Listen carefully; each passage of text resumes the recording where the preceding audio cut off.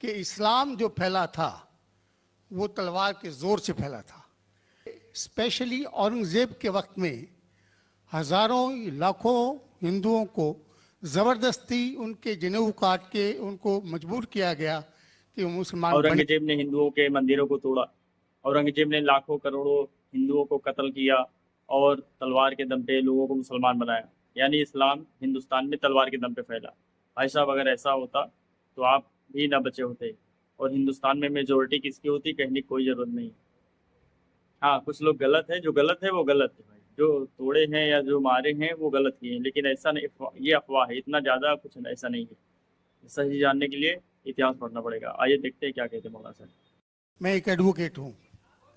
दो कम्युनिटीज़ जो भारत में रहती हैं जी, दो कम्युनिटीज़ जो भारत में रहती हैं, मेजॉरिटी कम्युनिटी 80% जिसको कहते हैं हिंदूस और 20% मुस्लिम्स, उनके बीच में गलत या सही ये भावना है कि इस्लाम जो फैला था वो तलवार के ज़ोर से फैला था।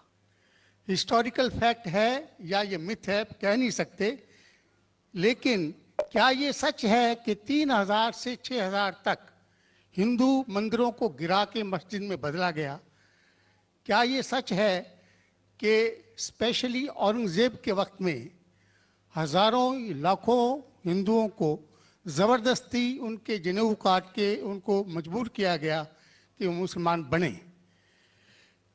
नंबर 2, जो कि आज के समय के अनुसार एक सवाल मैं पूछ रहा हूँ, हिंदुओं पर हिंदू मैरिज एक्ट लागू है, जिसकी परिभाषा में सिवाय क्रिश्चियंस और मुस्लिम्स को छोड़ के बुद्ध और जैन को, सिखों को, सबको शामिल किया गया है।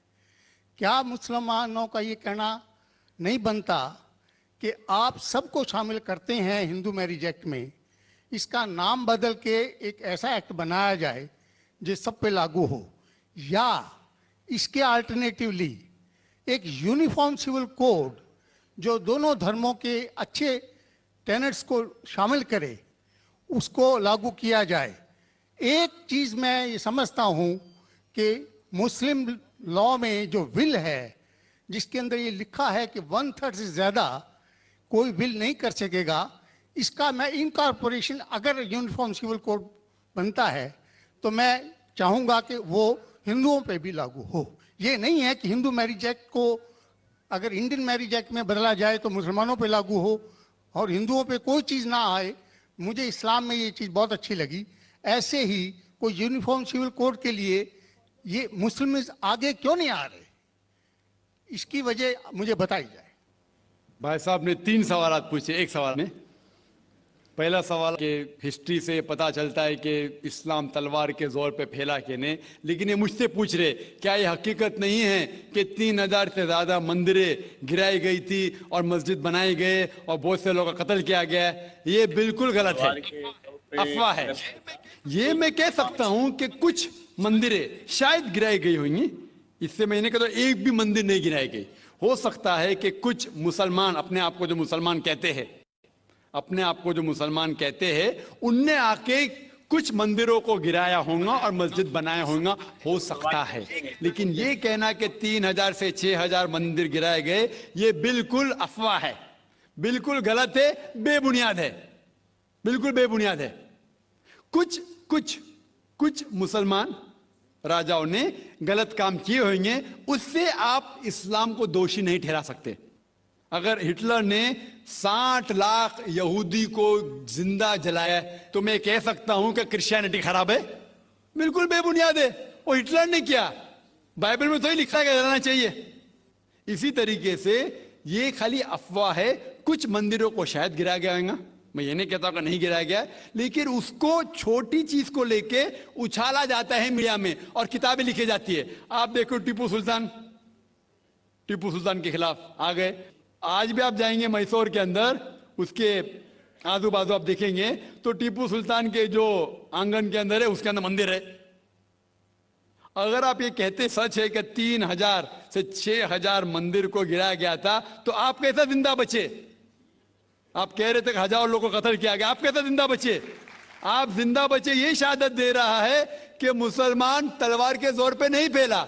अगर ये सच होता था, आपने कहा हजारों लोग का कत्ल किया, कुछ लोग का शायद कत्ल किया होगा। देखो, हर मजहब में there are black ships in every community. कुछ लोग हर मजहब में खराब निकलते हैं, वो मजहब की गलती नहीं, वो मजहब के मानने वाले की। क्रिश्चियन में आपको कुछ खराब लोग मिलेंगे, मुसलमान में मिलेंगे, हिंदू में मिलेंगे। अभी आप देखेंगे हिंदुस्तान के मुसलमान कुछ लोग ड्रग में डील करते, ड्रग में धंधा करते। ड्रग तो हराम है इस्लाम में, करते, तो उनको दोष देना चाहिए, इस्लाम को नहीं। इसी तरीके से आप जो कह रहे हजारों लोगों का कत्ल किया, ये बिल्कुल बेबुनियाद चीज है।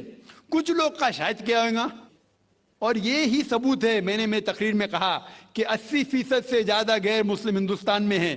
ये शहादत दे रहे हैं कि इस्लाम तलवार के जोर पे नहीं फैला। आप लोग को क्यों छोड़ा उन लोग ने? आप उनके रिश्तेदार तो नहीं थे ना, आपको क्यों छोड़ा? 800 मिलियन, 80 करोड़ गैर मुस्लिम को छोड़ा क्यों उनने? क्यों छोड़ा? अगर दम ही था, हुकूमत की 1000 साल सब लोग को मुस्लिम बनाते थे। इससे यह जाहिर होता है कि इस्लाम तलवार के बलबूते पे नहीं फैला। कई लोग, कई गैर मुस्लिम इस्लाम से मुतासिर होके उन्होंने इस्लाम कबूल किया। तो यह कहना बिल्कुल गलत है। आपका दूसरा सवाल कि हमें क्या करना चाहिए? ये अलहदा लॉ नहीं होना चाहिए, सब एक ही कॉमन सिविल कोड होना चाहिए, और सब मजहब की अच्छी चीजें लेके कॉमन सिविल कोड करना चाहिए। मैं आपके बिल्कुल साथ हूं। बाकी मुसलमान शायद आपके खिलाफ होंगे, मैं आपके साथ हूं। क्यों मैं साथ हूं आपके? पहला चीज, हम मुसलमान अगर दिगर मजहब के बारे में जानेंगे, कभी कॉमन सिविल कोड की बात आती, सबसे ज्यादा नारा मुसलमान गलत है। यह मुमकिन ही नहीं है, क्योंकि हिंदुस्तान में हिंदू मजहब के कितने फिरके हैं, यह मुमकिन ही नहीं है। मुसलमान तो सिर्फ 20% या 80% या 75% जो हिंदू लोग हैं, उसमें ही मुमकिन नहीं है। ये कॉमन सिविल कोड हिंदू लोग ही इसको फॉलो नहीं कर सकते। हिंदू मजहब में कितने मुख्तलिफ ग्रोह है। एक कहता है कि बेटी को जाना चाहिए, एक कहता है बेटे को जाना जायदाद, एक कहता है कि जितनी खेती है वो नहीं जा सकती बेटी को, दूसरा ग्रोह कहता है। कितने मुख्तलिफ ग्रोह है, हजारों। यह मुमकिन ही नहीं है पास होना, मुमकिन ही नहीं। मैं कहता हूं, यह अफसोस की बात है कि हम मुसलमान जानते ही नहीं, हमको आवाज करने की जरूरत ही नहीं है। ये खाली हमें छेड़ रहे हैं। क्या कर रहे? छेड़ रहे हैं, और हम उकसा जाते। Point number 1। पॉइंट नंबर 2, मान लो आप लोग कबूल करते हैं कि कॉमन सिविल कोड होना चाहिए। आपने क्या कहा कि सारे धर्मों के अच्छी बात को लेना चाहिए। बिल्कुल सही।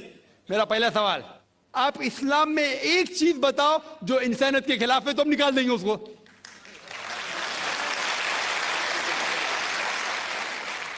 आपका यह कहना बिल्कुल सही है कि बाकी मज़ाहिब की अच्छी चीजें जो है, मिसाल के तौर पे मैंने तकरीर की similarities between Hinduism and Islam, तो जो अच्छी चीजें हिंदुइज्म की मैं ले चुका हूं। Similarities between Christianity and Islam, जो अच्छी चीजें इस आयत में ले चुका हूं। मैं ये पूछना चाहता आपसे, एक चीज जो इस्लाम में खराबी है वो तो बताओ मुझे, तो उसको निकालेंगे ना। लेकिन मंच के ऊपर जब डिबेट होएगा, इंशाल्लाह मैं आऊंगा इंशाल्लाह। हाँ, मंच पे जब डिबेट होएगा कि हम क्या करेंगे, हर मज़हब की अच्छी चीज होंगी। तो मैं ये चाहता हूं कि इस्लाम की तरफ से उस मंच पे, उस स्टेज पे इंशाल्लाह मैं आऊंगा। ये चैलेंज है। कोई भी शख्स हिंदुस्तान में हो, मिनिस्टर हों दो, कोई भी स्वामी हों दो, कोई भी शंकराचार्य हों दो, इंशाल्लाह मैं तालिब इल्म हूं इस्लाम और दिगर मज़हब का।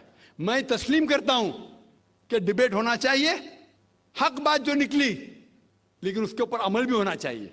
हक बात जो सबसे बेहतरीन है इंसानियत के लिए, उसके ऊपर अमल होना चाहिए। इसलिए जो आखिरी किताब जो अल्लाह सुब्हानहू व तआला नाजिल की कुरान शरीफ, वो इंसानियत के लिए सबसे बेहतरीन किताब है, उसके ऊपर अमल होना ही चाहिए।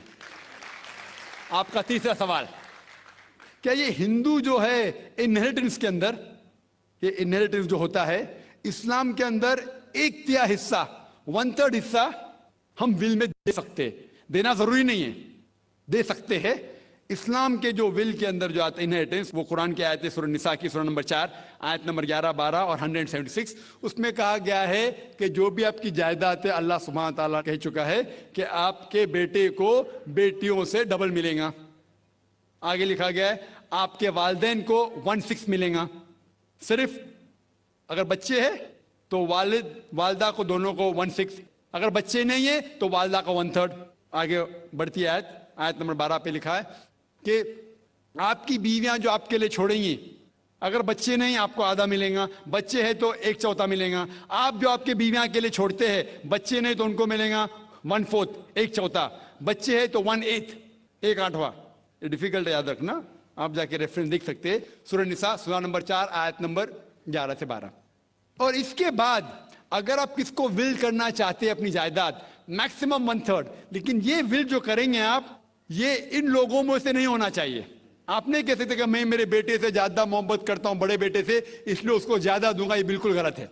लेकिन जो ये दायरे में नहीं आते हैं इनहेरिटेंस के, उनको आप 1/3 हिस्सा दे सकते हैं। आप कहते हैं आपको ये चीज बहुत पसंद है, आप भी करना चाहते हैं, आपको कौन रोक रहा है? इंडियन गवर्नमेंट के हिसाब से आप अगर विल करेंगे, क्या मैं मेरा 1/3 हिस्सा देना चाहता हूं, कोई भी रोक नहीं सकता हूं, मैं भी नहीं ना मिनिस्टर भी नहीं। और पूरा अगर फॉलो करना चाहते सच्चा धर्म, आप इस्लाम कबूल कर सकते, हम आपको वेलकम करते। वाखिर दावाना अल्हम्दुलिल्लाह रब्बिल आलमीन।